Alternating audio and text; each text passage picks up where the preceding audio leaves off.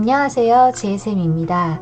오늘은 기록하는 삶을 살아야 하는 이유에 대해서 여러분에게 소개해 드리도록 하겠습니다. 참고할 책은 메모 습관의 힘, 신정철 선생님의 책이에요.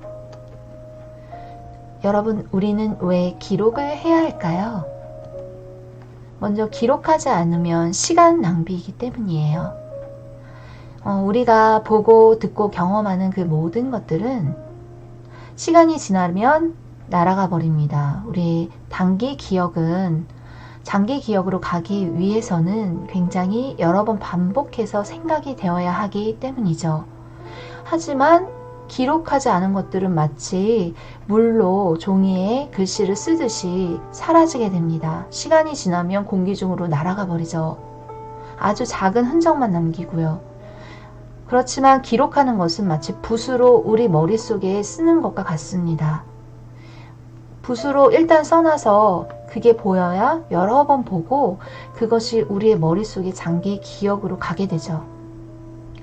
그러므로 기록하지 않으면서 책을 읽거나 좋은 생각을 하거나 하는 것은 결국 시간 낭비에 가깝거나 굉장한 시간 낭비인 것이죠. 두 번째로 기록한 것을 서로 연결하여 새로운 것을 창조하기 때문이에요.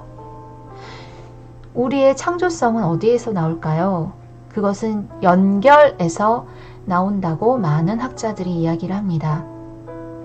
그러면 무엇과 무엇이 연결되는 것이냐면 바로 우리 머릿속에 있는 생각들, 지식들, 이러한 자료들이 연결돼서 새로운 것이 창조되는 건데요.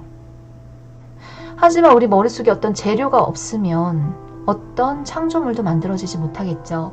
냉장고에 재료가 없으면 음식을 만들 수가 없듯이 말이죠.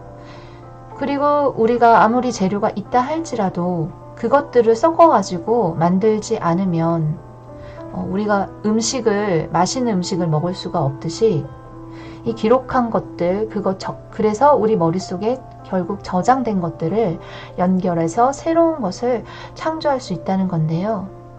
우리 머릿속에 용량이 한계가 있기 때문에 또한 기록해 놓으면 나중에 그것을 복원하는 게 굉장히 쉬워요.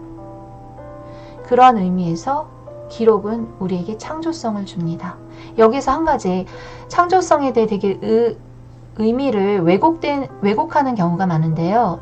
예를 들어서 매일 뛰놀기만 하는 게 창조성일까요? 아이들에게 창조성을 주는 것일까요? 아무것도 배우지 않고 학교가 창조성을 많이 저해한다 이런 말이 있잖아요.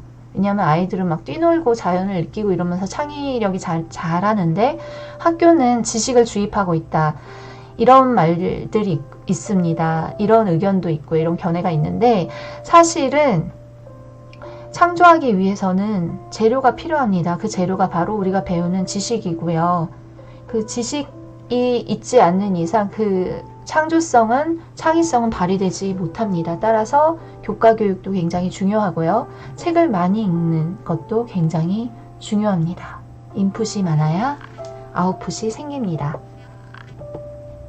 저자는 이러한 창조성을 어디에 많이 창조성을 활용했냐면 글쓰기에 활용했습니다. 저자가 글을 통해서 굉장히 많은 사람들에게 영향을 미치고 있는 저자인데요. 지금 보시면 노래 가사의 의미를 프로이드 정신분석 이론에서 말하는 성격의 3요소와 연결하여 설명하여 굉장히 히트친 글이 있어서 여러분에게 소개시켜 드리겠습니다. 이게 지금 저자의 블로그인데요. 겨울왕국 엘사가 부른 레리꼬라는 굉장히 유명한 노래가 있잖아요. 그 노래의 가사를 무엇과 연결시켰냐면 프로이드의 정신이론 분석에 사람의 성격의 3요소와 연결시켰어요. 저자의 머릿속 또는 노트에 이 프로이드 정신분석 이론이 없었다면 이 글은 탄생할 수 없었겠죠. 이것이 연결돼서 굉장히 멋진 글이 나왔습니다. 그래서 저자는 엘사가 이렇게 레리꼬 이 노래를 막 부르는 그 가사의 의미를 마법을 쓰는 남과 다른 존재가 아닌 착한 아이로 보여줘야 한다는 강력한 초자의 명령 속에서 이 영화의 제목 프로즌처럼 얼어붙어 있었던 것이라고 이야기하고 있습니다. 여러분도 한번 이 글을 한번 읽어보시면 좋을 것 같고요. 메모 습관의 힘에 이 글 전문이 나와 있답니다. 한번 참고해 보시면 좋을 것 같아요. 이렇듯 노트에는 생각과 경험이 채집이 되어 있었고 글했기에 쓸 수 있는 글이라는 것입니다. 핵심은 기억과 창조, 즉 노트를 하면 기억할 수 있고요. 결국 창조할 수 있게 된다는 겁니다. 핵심, 기억과 창조. 그러면 여기서 퀴즈를 잠깐 낼게요. 15,000페이지에 달한 분량의 노트를 쓴 이 사람은 누구일까요? 이 노트의 주인공은 누구일까요? 레오나르도 다빈치의 노트입니다. 15,000페이지. 어마어마하죠. 와, 15,000페이지면 그리고 노트가 이렇게 빼곡하게 쓰여져 있는 걸 보실 수 있습니다. 그리고 5,000장의 노트가 남아있고 그의 연구 노트를 후세의 학자들은 생각의 셈이라고 불렀다고 합니다. 자, 이 노트의 주인공은 누구일까요? 바로 뉴턴입니다. 뉴턴은 어릴 적부터 노트를 쓰는 습관이 있었다고 합니다. 그리고 뉴턴의 어마어마한 아이디어들이 그 노트에 적혀 있다고 해요. 이번에는 나는 똑똑한 것이 아니라 단지 어떤 문제에 대해 남들보다 더 오래 생각했을 뿐이다 라고 말한 이 겸손하신 분은 누구실까요? 이 노트의 주인이신데요. 바로 아인슈타인입니다. 아인슈타인은 굉장한 노트강, 메모강으로 유명합니다. 이런 일화가 있죠. 아인슈타인의 부인이 아인슈타인이 새벽이 되어도 들어오지 않아서 막 굉장히 놀라서 아인슈타인을 막 찾았는데 알고 보니 아인슈타인은 현관 앞에서 밤새 노트를 하고 있었던 거죠. 막 떠오르는 아이디어를 쓰느라고 집에도 들어가지 못하고 현관 앞에서 아마 아이디어가 생각난 모양입니다. 집중을 해서 그 노트를 쓰느라고 막 밤새 집에 들어가지 않고, 그래서 부인이 굉장히 놀랐다, 이런 일화가 있을 정도로 굉장한 메모강, 노트강이라고 합니다. 어마어마한 이론이 이 노트에서 탄생했다고 해도 과언이 아닐 것 같아요. 저의 경험을 간단히 말씀드리자면 2010년부터 글을 써야 된다, 뭔가 남겨야 된다, 쓰지 않은 발전이 없다, 뭐 이런 막연한 동기부여를 받고 블로그 쓰기를 시작을 했어요. 그 블로그에는 그러나 되게 단편적인 글들이 대부분이었는데 거의 저의 개인적 소장용으로 서평이라든지 일상의 짤막한 글들인데 저의 생각이라든지 이런 것들을 수집하기 시작했습니다.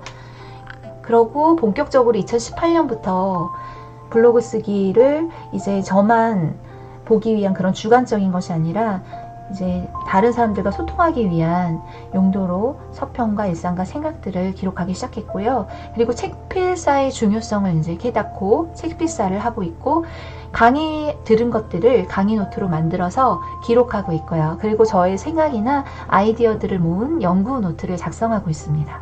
이렇게 노트를 작성한 약 1년 만에 저에게는 엄청난 변화가 일어났습니다. 산만한 머릿속이 정리가 되고 굉장히 많은 일들의 효율성과 그리고 생산성을 느끼게 되었고요. 무엇보다 제가 정말 바랬던 지혜, 똑똑해지는 경험을 조금씩 느끼고 있는 중입니다.